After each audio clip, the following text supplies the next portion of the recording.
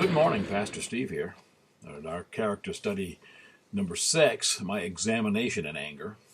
Over in Matthew 7, 1 through 5 says, "Judge not that you be not judged, for with what judgment you judge, you will be judged.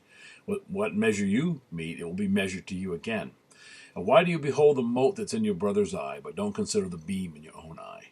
Or how will you say to your brother, let me pull out the mote or the splinter or the sawdust out of your own eye? And look, a beam is in your own eye. You hypocrite, first cast out the beam out of thine own eye, and then thou shalt see clearly to cast out the mote from thy brother's eye."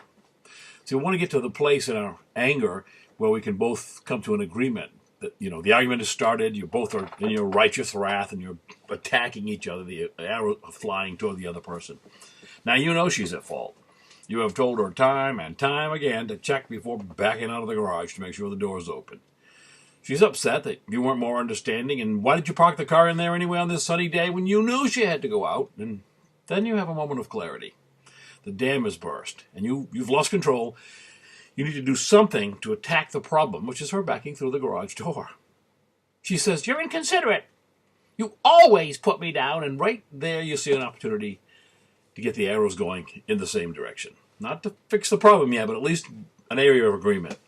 You remember the passage that we just read about taking the splinter out of your own eye, the log out of your own eye before you deal with the splinter in hers. And you see your part in this, and you stop and you say, you're right. I reacted wrongly. Will you forgive me? Then help her up off the floor. And remember the next principle, a soft answer turns away wrath, but grievous words stir up anger, from Proverbs 15:1. Your soft answer can reduce the decibel level of this discussion by at least a little.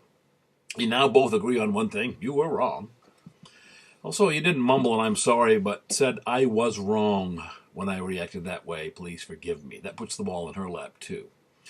Now she has to say, or not, "I forgive you." Okay, then you can begin to work on the problem. So you found out that the wrath of man does not work the righteousness of God, as James said.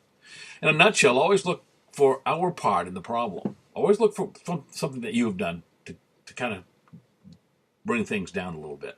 Not necessarily in the incident, which probably wasn't your fault, or maybe it was, I don't know, but in your response. See, Will Rogers said, people who fly into a rage usually make a bad landing. You ponder that.